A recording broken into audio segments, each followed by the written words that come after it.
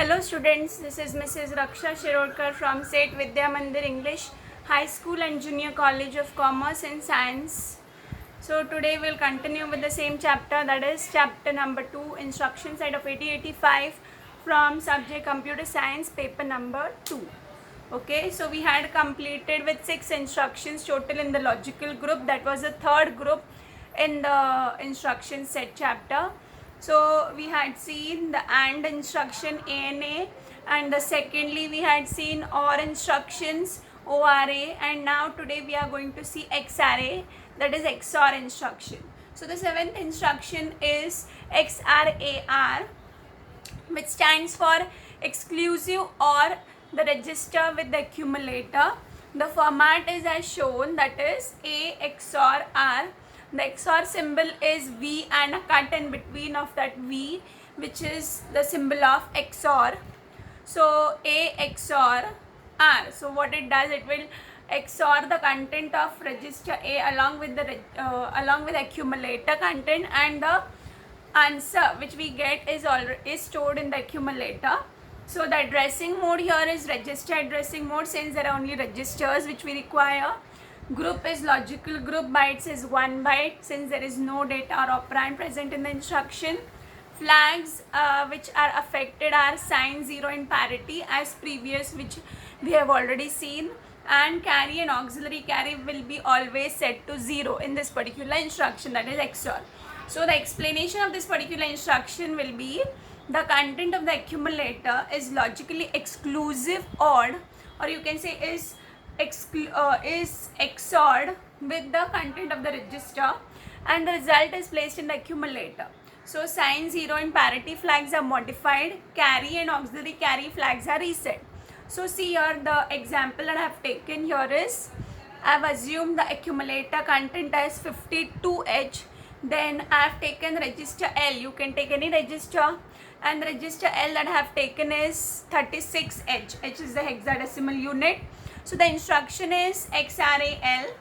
So what happens here is, accumulator content, that is 52H, you need to write in binary, and also the L register content you need to write in binary. So both the contents are XORed.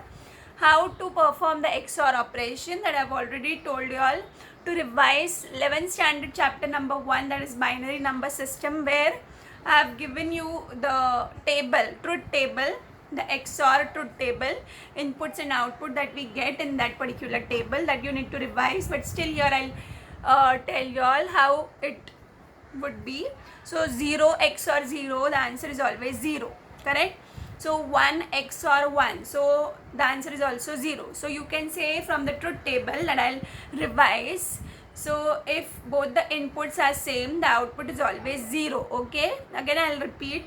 If both of the inputs, that is 0, if 0, 0, both the inputs are same, correct? Then the output itself will be 0. Now 1, 1, so the output is again 0, same input. Now if the inputs are different, the output is always 1. So hence from the answer, if you see the binary number here that I have shown, 0 from the right hand side, 0 XOR 0 is 0, 1 XOR 1 is 0, 0 XOR 1 is 1, correct? So from this XOR operation, that is 52H and 36H of binary number, the answer that we get is 64H. You can try it by yourself. You can take any number, you can take any register, and the content you can assume any that you want. The answer that I get is 64H. So you'll write, after execution, the accumulator content will be 64H. Before it was 52H. So after executing XRAL, the answer of accumulator is 64H. Now from the answer, the flags that get affected are sign 0 and parity, which are already 0. Why? Because the D7 bit from the answer is 0. 0 flag is 0. Why? Because we did not get all the bits as 0. Then parity is 0. Why? Because we got odd number of ones. If we get even number, then only the parity flag is set to 1, correct? So auxiliary carry and carry is always 0. So you do not need to check from the binary answer, okay? You will always set it to 0 in this particular XOR operation, XOR. Now the next instruction that we'll see is XRAM from the same group. It is same as XRAR. So totally I have already told you all, we always have 3 instructions together, and 3 instructions, or 3 instructions, and XOR 3 instructions. We saw XRA R. Now the next is XRA M, which stands for exclusive OR the memory content with the accumulator. The format have written, since it is memory, we'll be writing HL register pair. So the format is A XOR, that is V and a cut in between, HL register pair, and the answer will be stored in accumulator. Since there is M present in the instruction, the addressing mode will be register indirect addressing mode. Group will be the same, that is logical group. Bytes will be 1 byte. Flags that will be modified are sign 0 parity, same. Then carry and AC you will be setting it to 0. Okay. Then how will you explain? You will write the comment as the content of the accumulator is logically XORed with the content of the memory location whose address is stored in the HL register pair. The result of the XOR operation is always placed in the accumulator. Then you will mention the flags, that is sign 0 parity are modified, carry and auxiliary carry flag are reset or are set to 0. Okay. Now let us see the example that I have taken. Same way it is, but since it is a HL register pair, you need to mention a 16-bit address. And since the answer is always stored in the accumulator, which is an 8-bit register, you will assume it as 8-bit again. Okay. So here I have taken an example as accumulator content 25H. Then HL register pair, I have taken C050H. You can take any 4-digit number. Since it is a 16-bit, you need to assume 4-digit number. And then again from that 4-digit number, you need to assume a 2-digit number, that is 8-bit number. So C050 is equal to 37H. Actually, you can make it as 37. By mistakenly, I have written 33 there. So 37H. So while doing the XOR operation, I have taken 37. So better you take 37.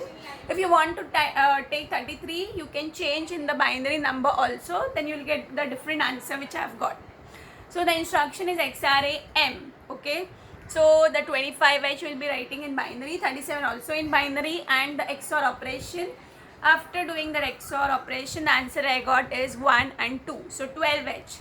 So you will be writing after execution A is equal to 12H.